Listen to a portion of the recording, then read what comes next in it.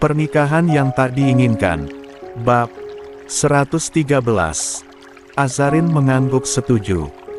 Mereka pun memilih berdiri di depan panggung, menatap dua mempelai yang tampak berbahagia. Rafiq dan istrinya terlihat bak raja dan ratu semalam itu, tersenyum lebar sambil sesekali menyapa para tamu. Tak lama, pembawa acara kembali mengambil alih mikrofon dan mengumumkan dengan antusias, "Hadirin sekalian, sekarang waktunya kita seru-seruan. Akan ada game spesial untuk para pasangan, baik yang sudah menikah maupun yang masih calon. Hadiahnya, door prize eksklusif dari pengantin. Siap!" Sorak-sorai langsung terdengar memenuhi ruangan.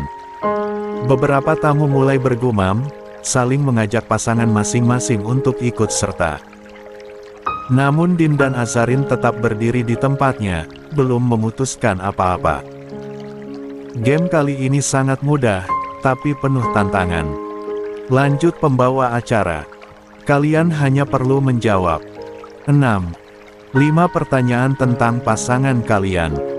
Yang benar, boleh lanjut. Yang salah, kena penalti. Nyanyikan satu lagu cinta. Din tersenyum tipis, melirik Azarin yang tampak bingung. "Za, kita ikut gak?" tanyanya. Azarin menggeleng cepat. "Aku gak bisa nyanyi, Mas," jawabnya panik. "Tapi aku bisa," balas Din sambil tertawa kecil. Tak disangka, pembawa acara langsung menyebut nama mereka. "Dan ada pasangan calon yang menarik perhatian kami, Mas Din dan Mbak Azarin. Silakan naik ke panggung." Azarin langsung mematung, sementara Din tertawa geli. "Vi, pasti kamu dalangnya," gumamnya pelan sambil melirik Rafiq yang menyeringai lebar dari kursinya. "Za, kita naik, ya. Kalau kamu malu, aku yang jawab semuanya," kata Din lembut, mencoba meyakinkan Azarin. Dengan enggan, Azarin mengikuti Din naik ke panggung, mencoba tetap tenang meskipun hatinya berdebar kencang. Di panggung, pembawa acara memberikan aturan sederhana. "Mas Din dan Mbak Azarin, kita akan memberikan 5 pertanyaan tentang satu sama lain.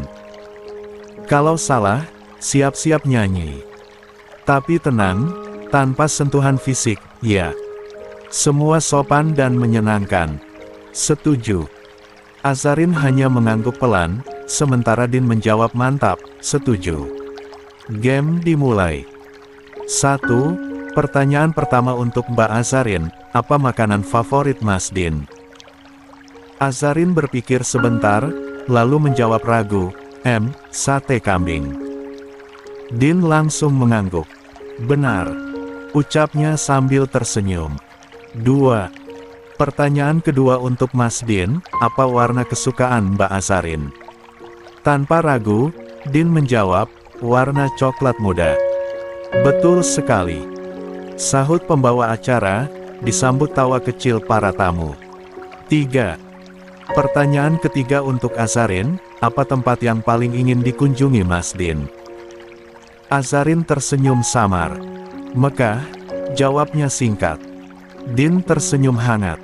"Masya Allah, benar." 4.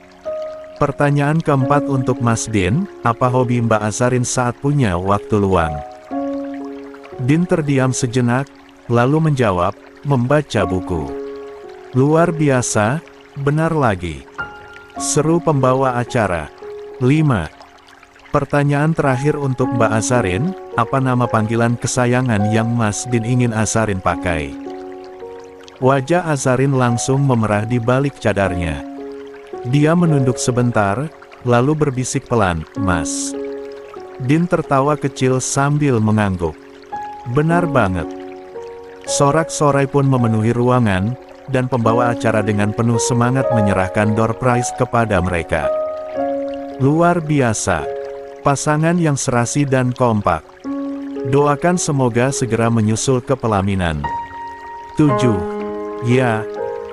Din dan Azarin hanya tersenyum, lalu kembali ke tempat duduk mereka dengan hati yang lebih tenang, meski wajah Azarin masih merah karena malu.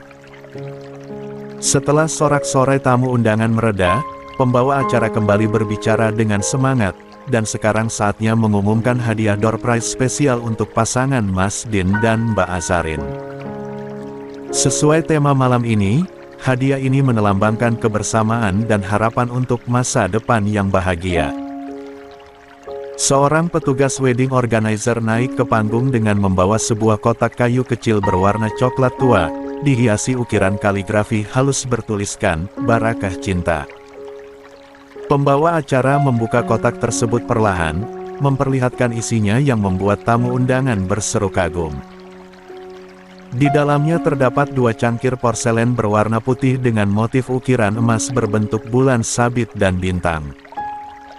Di bagian depan cangkir tertulis kalimat, "Untuk setiap teguk doa, kita berdua". Selain itu, ada 1 teko kecil yang serasi dengan ukiran serupa, melambangkan harmoni dan kebersamaan. Din mengambil hadiah itu dengan tenang, lalu tersenyum pada Azarin yang berdiri di sampingnya. "Masya Allah, indah sekali," ucapnya tulus sambil menatap hadiah tersebut. Azarin, yang biasanya pandai menyembunyikan perasaannya, tidak mampu menyembunyikan rona merah di pipinya. Kata-kata di cangkir itu, seolah-olah berbicara langsung tentang harapan Din untuk masa depan mereka. Di balik cadarnya, Azarin menggigit bibir bawahnya, berusaha keras menahan senyum. "Bagaimana, Mbak Azarin? Hadiahnya cocok untuk menikmati bersama Mas Din suatu hari nanti, ya?" Goda pembawa acara dengan nada riang. Azarin hanya mengangguk pelan sambil menunduk. "Iya, indah sekali," jawabnya lirih. Din tersenyum penuh arti, menggenggam erat kotak hadiah itu. "Terima kasih, ini akan jadi kenang-kenangan yang berarti untuk kami," ujarnya sambil menatap pembawa acara, lalu beralih pada Azarin. "Semoga kelak kita benar-benar bisa menggunakannya bersama, Sa." Azarin semakin menunduk, hatinya dipenuhi perasaan yang tak mampu dia ungkapkan dengan kata-kata. Sebuah hadiah sederhana, namun penuh makna, menjadi momen yang tak terlupakan malam itu. Setelah acara game selesai, Din memutuskan sudah waktunya untuk pulang. Dia merasa tak bisa lagi menunggu lebih lama, meskipun suasana pesta masih begitu ramai. Dia melihat jam di tangannya yang menunjukkan pukul 10 malam, dan merasa cukup. Namun, tiba-tiba pembawa acara kembali mengambil mikrofon dan mengumumkan bahwa acara selanjutnya adalah lemparan bunga pengantin. Tamu-tamu diminta untuk tidak meninggalkan tempat, terutama pasangan yang masih lajang, sebuah petunjuk yang tak bisa disangkal bahwa ini adalah ulah Rafiq, sahabatnya yang sedang menggoda mereka untuk bertahan lebih lama. Din mendengus pelan, menatap Rafiq yang berdiri di depan panggung. Tatapannya tajam, tahu betul ini adalah bagian dari rencana sahabatnya untuk menahan mereka lebih lama. Namun, meski sudah mengerti, Din tetap bersikeras untuk pulang. Ia tak ingin mengulur waktu lebih lama, apalagi jika acara ini berlanjut hingga larut malam. Azarin yang berdiri di sampingnya, tampak sedikit gelisah melihat keramaian yang terjadi di sekeliling mereka. Din menatapnya sejenak, lalu mengajaknya untuk keluar dari kerumunan. "Mending kita pergi sekarang, Sa. Kalau ikut terus, bisa-bisa kita pulang subuh," bisiknya dengan penuh keyakinan. Namun, saat mereka baru saja berjalan menuju pintu hotel, suara sorak-sorai semakin keras terdengar. Pembawa acara mulai menghitung mundur, mengatur ketegangan para tamu yang berdesakan di depan panggung. Din tahu, jika mereka tetap berada di sini, akan sulit untuk keluar dengan cepat.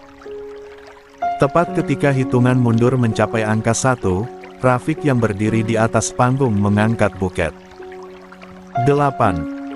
Bunga pengantin tinggi-tinggi, lalu meminta mikrofon. Pembawa acara memberi kesempatan untuk Rafiq berbicara. "Semoga bunga ini membawa berkah untuk sahabat saya, Din Argatama, dan calon istrinya, Azarin," jar Rafiq dengan lantang, suaranya memecah kesunyian. "Doa kami untuk kalian berdua agar segera menyusul ke pelaminan." Kata-kata itu bagaikan petir isi yang bolong. Azarin yang berada di samping Din terdiam, wajahnya seketika memerah, dan ia menundukkan kepalanya dalam-dalam, meremas gamisnya dengan cemas. Din yang tak bisa mengelak dari perhatian tamu-tamu yang kini tertuju pada mereka berdua, hanya bisa tersenyum canggung. Namun, di dalam hatinya, dia merasa gemuruh yang tak kalah hebat. Rafiq benar-benar tahu bagaimana membuat mereka menjadi pusat perhatian, dan membuat Azarin merasa lebih gugup daripada sebelumnya. Azarin enggan berbalik, kepalanya semakin menunduk dalam-dalam, mencoba menyembunyikan rasa malu yang mendera. Setiap detik terasa semakin berat, dan tubuhnya seperti dipenuhi rasa canggung yang tak bisa dihindari. Din, yang melihat betapa terganggunya Azarin, menghela napas berat dan berkata lembut, "Sa, tunggu sini. Biarkan aku yang ambil bunga itu." Dengan langkah yang penuh wibawa dan keyakinan, Din melangkah maju, meninggalkan Azarin di tempatnya berdiri. Kepercayaan dirinya terpancar jelas, dan setiap gerakannya seakan mengisyaratkan bahwa dia sudah siap menghadapi semua sorotan. Dia menaiki panggung dengan kepala tegak, berjalan menuju Rafiq yang masih tersenyum lebar, tampak seolah tidak merasa sedikit pun bersalah. Din mendekat dan memberi pukulan ringan pada lengan Rafiq, seolah menandakan kedekatan mereka sebagai sahabat, sekaligus perasaan canggung yang mulai menggelayuti hatinya. "Dasar kamu ya," ujarnya sambil mengambil buket bunga itu dari tangan Rafiq. Setelah itu, Din menghadap tamu-tamu yang hadir, suaranya lantang namun penuh kelembutan. "Terima kasih untuk kedua mempelai yang telah memberi kesempatan ini. Saya mohon doa restu kepada semua yang hadir di sini, agar hubungan saya dengan Azarin bisa berjalan lancar, dan salat istihoroh kami diterima olehnya," ucap Din dengan penuh ketulusan. "Saya mencintai hamba Allah yang bernama Azarin Nafisa, dan saya sedang memperjuangkannya dengan sepenuh hati di sepertiga malam." Kata-kata itu keluar dengan sangat jujur, membuat suasana hening sejenak, sebelum disusul dengan tepukan tangan yang menggema di udara. Azarin, yang berdiri membelakangi, merasakan seakan-akan tubuhnya melayang di atas angin. Dia yakin, sorotan mata tamu-tamu yang hadir sudah terpusat padanya. Dia semakin tak berani mengangkat pandangan, malu karena merasa setiap gerak tubuhnya kini menjadi sorotan. Namun di dalam hatinya, perasaan campur aduk memenuhi ruang, antara haru, malu, dan perasaan yang semakin tak bisa disembunyikan. Din segera meninggalkan pesta, menanggapi sikap sahabatnya yang terus mencoba menahannya. Di dalam mobil, suasana hening sejenak, sementara Azarin yang duduk di kursi belakang, tak bisa menutupi perasaan canggungnya sejak mereka berada di dalam gedung tadi. Din menatap ke kaca spion, seolah mencari keberanian untuk memulai percakapan. "Sa," kata Din pelan, suaranya terdengar lebih lembut dari biasanya. "Aku minta maaf kalau apa yang terjadi tadi bikin kamu gak nyaman. Kalau ada yang salah, aku benar-benar minta maaf." Azarin hanya menggeleng pelan, tapi karena gelapnya kabin mobil dan posisinya yang berada di kursi belakang, Din tidak bisa melihatnya. "Gak apa-apa, Mas," jawab Azarin, suaranya terdengar lebih tenang. "Justru terima kasih. Itu membuat perasaan aku sedikit lebih baik, di tengah banyak masalah yang lagi aku hadapi belakangan ini." Din merasa sedikit lega mendengar jawaban itu, meski masih ada kekhawatiran di hatinya. Azarin pun melanjutkan, "Terima kasih karena sudah berusaha meyakinkan aku. Aku sangat menghargainya." 9. Mereka terus berbicara meski Din tetap fokus mengemudi. Percakapan mereka terasa mengalir begitu alami, membuat waktu berlalu dengan cepat. Perjalanan dari Bogor menuju Sukabumi yang biasanya terasa panjang, kini tak terasa begitu cepat, seperti berlarian di antara waktu dan kata-kata yang mereka tukar. Sesampainya di rumah Azarin, sebelum Azarin turun, dia kembali mengucapkan terima kasih pada Din. Terima kasih. Gak perlu turun, Mas, katanya lembut. Din mengangguk, tersenyum dengan hangat. Terima kasih juga sudah menemani ke acara, jawabnya dengan tulus. Sebelum Azarin keluar, Din menyerahkan hadiah door prize yang mereka dapatkan tadi, serta bunga yang masih terbungkus rapi. Ini untuk kamu, ujar Din, dengan sedikit ragu. Aku ingin kamu yang simpan. Azarin tampak sedikit terkejut dan menolak, dengan suara yang hampir tak terdengar. Gak usah, Mas. Kamu saja yang simpan. Din tersenyum dan menolak dengan tegas. Aku ingin kamu yang simpan. Hadiah ini akan lebih bermakna saat kita sudah halal nanti. Jaga baik-baik ya, sebagai kenangan kita berdua. Azarin terdiam sesaat, merasa terharu dengan perkataan Din. Meskipun sedikit ragu, akhirnya dia menerima hadiah itu. Baik, Mas, jawabnya lirih, lalu segera turun dari mobil. Setelah Azarin keluar dan berjalan menuju pagar, Din melambaikan tangan dan melaju meninggalkan rumahnya. Azarin menoleh sekali lagi, memastikan tidak ada yang memperhatikannya dari jalan. Namun, langkahnya terhenti ketika suara lain memanggilnya dari belakang. Azarin berbalik, dan seketika itu juga, jantungnya terasa seperti berhenti berdetak. Di luar pagar, Jenderal duduk di kursi roda, matanya menatap tajam ke arahnya. Dari sela-sela pagar yang hanya setinggi dada orang dewasa, suara Jenderal terdengar tegas, tetapi penuh penyesalan. Apa aku gak punya kesempatan lagi, Sa? Suaranya bergetar. Aku udah selesai dengan Alea. Aku ingin kesempatan itu kembali. Aku ingin berjuang untuk kita. Azarin terpaku, matanya membelalak lebar, seolah tak percaya dengan apa yang baru saja dia dengar. Jantungnya mencelos, seperti ada sesuatu yang pecah di dalamnya. Perasaan campur aduk terkejut, bingung, dan entah apa lagi membuatnya terdiam di tempat. 10. Azarin berdiri kaku di tempat, mencoba mengumpulkan kekuatannya setelah mendengar kata-kata Jenderal. Wajahnya tetap tertutup cadar, tetapi sorot matanya penuh ketegasan saat dia akhirnya berani membalas. Kamu berbicara seperti itu, berharap aku bisa luluh lagi, Mas. Ucapnya, suaranya tenang tetapi tajam. Langkahnya mendekat satu langkah ke arah pagar, cukup untuk melihat Jenderal dengan jelas. Pria itu masih duduk di kursi roda, tatapannya penuh harap, seolah menggantungkan semua pada percakapan ini. Apa katamu tadi? Sudah berpisah dengan Alea. Azarin mengulang perkataannya, kali ini dengan nada yang lebih berat. Harusnya aku merasa bahagia, bukan karena aku bisa kembali padamu, tapi karena Alea tidak perlu lagi menderita mencintai seseorang yang tak pernah benar-benar menganggapnya ada. Jenderal tidak menyela. Dia hanya menundukkan kepalanya sejenak, memberi ruang bagi Azarin untuk melanjutkan. Pantas saja tadi aku melihat mata kakakku sembab, seperti abis menangis, Azarin mendesis pelan. Ternyata ini sebabnya. Dan jika perpisahan kalian itu hanya demi kamu ingin kembali padaku, maaf, Mas. Aku tidak bisa. Kamu sudah tidak ada lagi dalam doaku, bahkan tidak lagi dalam hatiku, ucap Azarin tegas, tetapi dengan suara yang tetap lirih.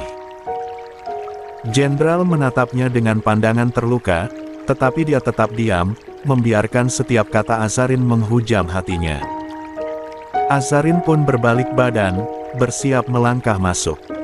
Namun, suara Jenderal kembali menghentikannya.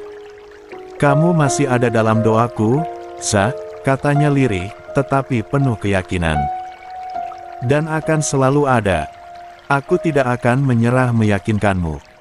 Aku mencintaimu, dengan tulus. Wallahi, Za, aku ingin memulai semuanya lagi seperti dulu. Azarin tidak lagi menoleh. Langkahnya tetap mantap, meski hatinya sedikit terguncang.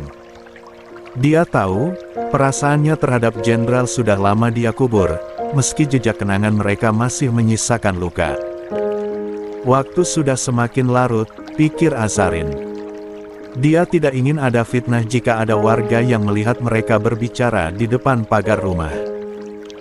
Apalagi, status jenderal kini bukan lagi sebagai seorang pria asing, melainkan kakak iparnya sendiri. Itu saja sudah cukup untuk mengingatkannya bahwa langkahnya meninggalkan jenderal adalah pilihan terbaik. Tanpa suara, Azarin masuk ke dalam rumah, menutup pintu dengan perlahan.